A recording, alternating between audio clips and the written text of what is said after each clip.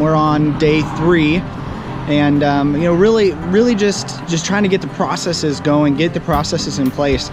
This dealership that I'm at, they have 6 technicians, a service writer and a service manager.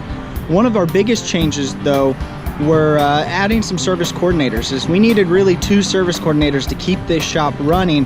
And so I've been working really hard with getting the service coordinators up to speed on how to pre-triage, how to check in equipment, how to make sure that if they're helping to unload the customer, that we're asking some additional questions while we're unloading the equipment, so that our technicians have a good idea of really what's going on with that piece of equipment, other than it just needs to be serviced. Because we all know that a lot of times when equipment comes in, it just needs to be serviced, but there's a lot more to that story.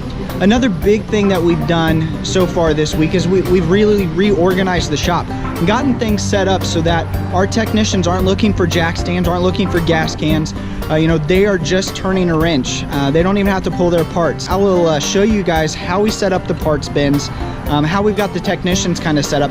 It's a little different of a setup than what we normally have. Our shop is actually a 2-level shop. So we have our push mower guy, snow blowers. They're doing a lot of snow blowers this time of year. And our handheld guys are all upstairs. And then our zero-turn mechanics or commercial mechanics, they're all downstairs, where it's easier to kind of get stuff in and out. But it makes it for a little bit different, a little bit more difficult to set up the process, because you know, we've got to say, okay, how are we going to get parts to the guys upstairs, and how are we going to get equipment to the guys upstairs efficiently? So that's been a little bit different and a little bit of a challenge, but it's been a fun challenge to try to figure out. So now I've got a guy standing here with me. This is Chris. Chris is our new service coordinator.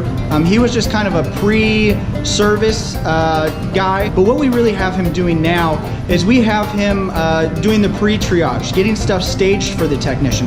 And what Chris is doing that's a little bit above and beyond what our normal technicians are doing, he actually is taking the completed triage sheets after the technicians have done their triage, and he's actually looking up the parts.